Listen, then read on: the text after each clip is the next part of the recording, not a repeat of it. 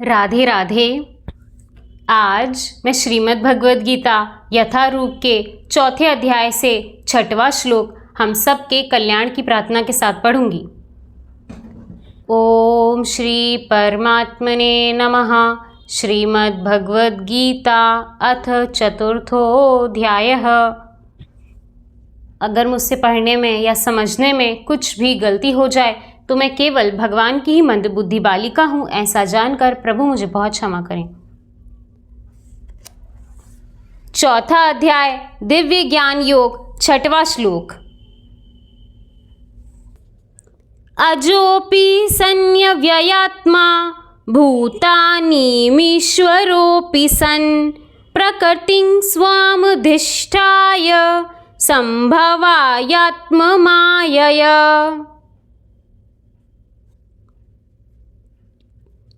यद्यपि मैं अजन्मा तथा अविनाशी हूँ और यद्यपि मैं समस्त जीवों का स्वामी हूँ, तो भी प्रत्येक युग में मैं अपने आदि दिव्य रूप में प्रकट होता हूँ।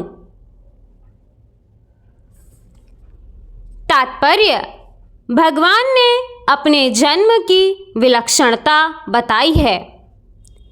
यद्यपि वे सामान्य पुरुष की भांति प्रकट हो सकते हैं, किंतु उन्हें विगत अनेकानेक जन्मों की पूर्ण स्मृति बनी रहती है, जबकि सामान्य मनुष्य को कुछ ही घंटे पूर्व की घटना स्मरण नहीं रहती।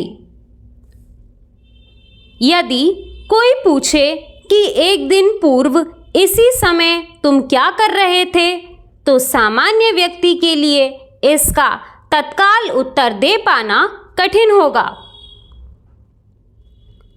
उसे इसका स्मरण करने के लिए अपनी बुद्धि को कुरेदना पड़ेगा कि वह कल इसी समय क्या कर रहा था।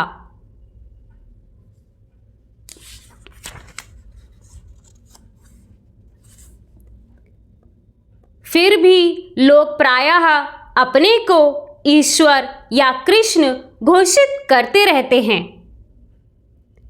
मनुष्य को ऐसी निरर्थक घोषणाओं से भ्रमित नहीं होना चाहिए। अब भगवान दोबारा अपनी प्रकृति या स्वरूप की व्याख्या करते हैं। प्रकृति का अर्थ स्वभाव तथा स्वरूप दोनों हैं। भगवान कहते हैं कि वे अपने ही शरीर में प्रकट होते हैं। वे सामान्य जीव की भांति शरीर परिवर्तन नहीं करते। इस जन्म में बद्ध जीव का एक प्रकार का शरीर हो सकता है, किंतु अगले जन्म में दूसरा शरीर रहता है। भौतिक जगत में जीव का कोई स्थायी शरीर नहीं है, अपितु वह एक शरीर से दूसरे में देहांतरण करता रहता है।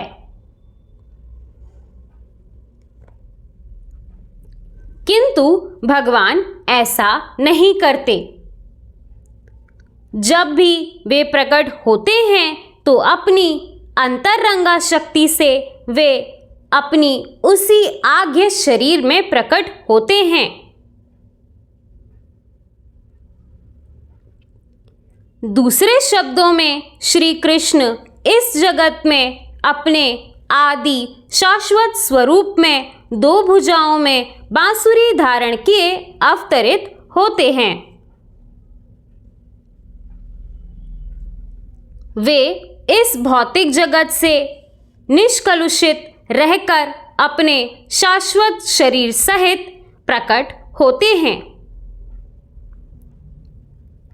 यद्यपि वे अपने उसी दिव्य शरीर में प्रकट होते हैं और ब्रह्मांड के स्वामी होते हैं, तो भी ऐसा लगता है कि वे सामान्य जीव की भांति प्रकट हो रहे हैं।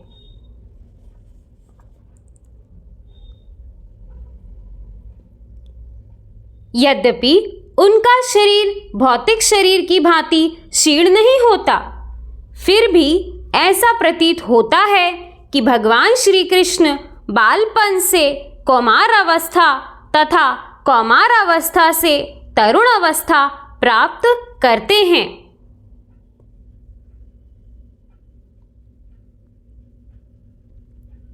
किंतु आश्चर्य तो यह है कि वे कभी युवा अवस्था से आगे नहीं बढ़ते। कुरुक्षेत्र युद्ध के समय उनके अनेक पौत्र थे, या दूसरे शब्दों में वे भौतिक गणना के अनुसार काफी वृद्ध थे। फिर भी वे 20-25 वर्ष के युवक जैसे लगते थे। हमें कृष्ण की वृद्धावस्था का कोई चित्र नहीं दिखता, क्योंकि वे कभी भी हमारे समान वृद्ध नहीं होते।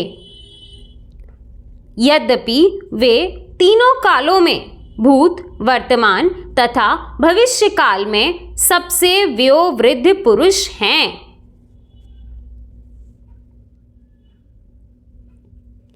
ना तो उनका शरीर और ना ही बुद्धि कभी क्षीण होती या बदलती है। अतः यह स्पष्ट है कि इस जगत में रहते हुए भी वे उसी अजन्मा सच्चिदानंद रूप वाले हैं, जिनके दिव्य शरीर तथा बुद्धि में कोई परिवर्तन नहीं होता। वस्तुतः उनका आविर्भाव और तिरोभाव सूर्य के उदय तथा अस्त के समान है, जो हमारे सामने से घूमता हुआ हमारी दृष्टि से ओझल हो जाता है।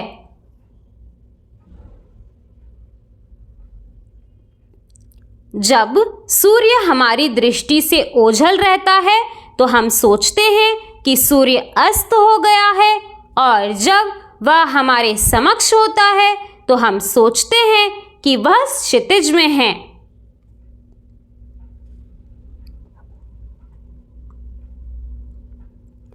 वस्तुतः सूर्य स्थिर है, किंतु अपनी अपूर्ण एवं त्रुटिपूर्ण इंद्रियों के कारण हम सूर्य को उदय और अस्त होते परिकल्पित करते हैं।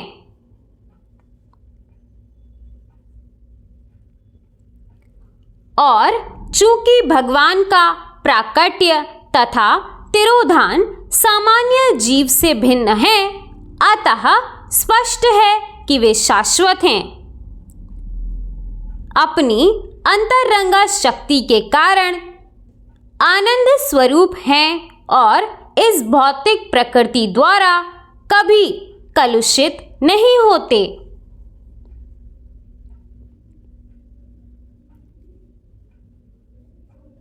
वेदों द्वारा भी पुष्टि की जाती है कि भगवान अजन्मा होकर भी अनेक रूपों में अवतरित होते रहते हैं।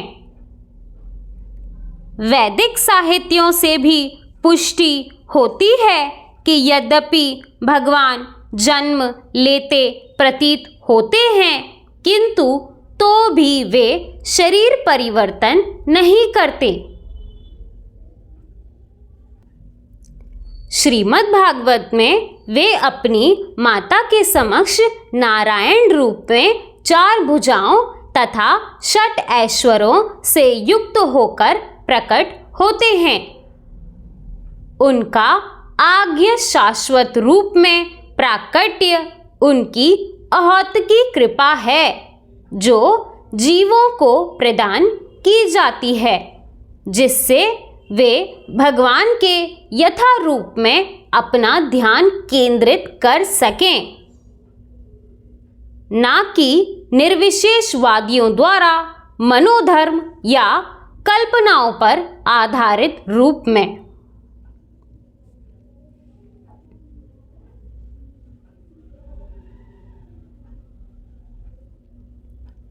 विश्वकोश के अनुसार माया या आत्म माया शब्द भगवान की अहौतकी कृपा का सूचक है। भगवान अपने समस्त पूर्व आविर्भाव तिरोभावों से अवगत रहते हैं, किंतु सामान्य जीव को जैसे ही नवीन शरीर प्राप्त होता है वह अपने पूर्व शरीर के विषय में सब कुछ भूल जाता है।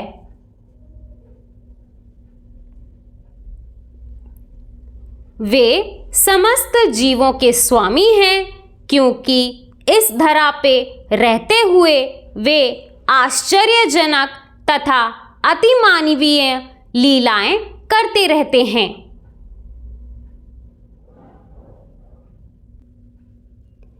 अतः भगवान निरंतर वही परम सत्य रूप हैं और उनके स्वरूप तथा आत्मा में या उनके गुण तथा शरीर में कोई अंतर नहीं होता। अब यह प्रश्न किया जा सकता है कि इस संसार में भगवान क्यों आविर्भूत या तिरोभूत होते रहते हैं। अगले श्लोक में इसकी व्याख्या की गई है। राधे राधे।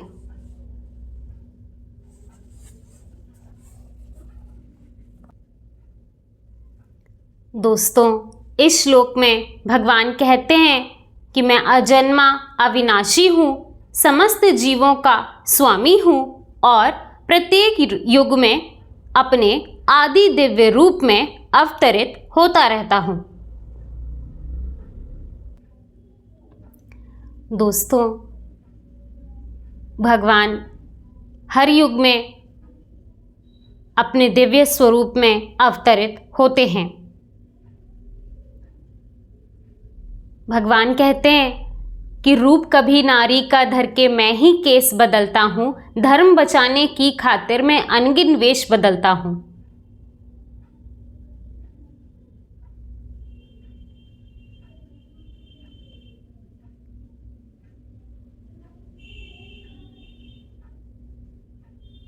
जब भक्तों पर संकट होता है,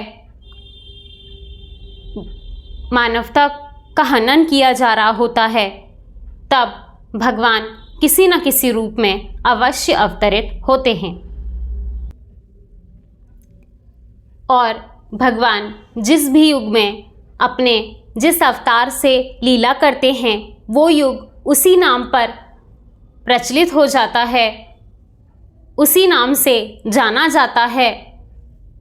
और आगे के श्लोकों में भगवान बताएंगे कि जब धर्म की हानि होती है, भक्तों पर अत्याचार होता है, तब जो सबके पालनहार हैं वो अवतरित होकर भक्तों का कल्याण करते हैं। भगवान को देखने के लिए आंखों की नहीं, हृदय में विनम्रता की जरूरत होती है। हरि व्यापक सर्वत्र समाना, प्रेम ते प्रकट होई मैं जाना।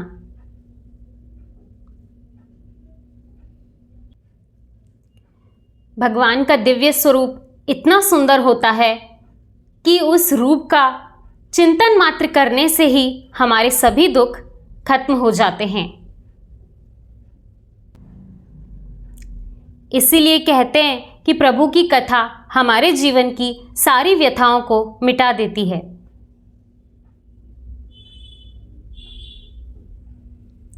इसी तरह भगवान की कृपा हम सब पर बनी रहे।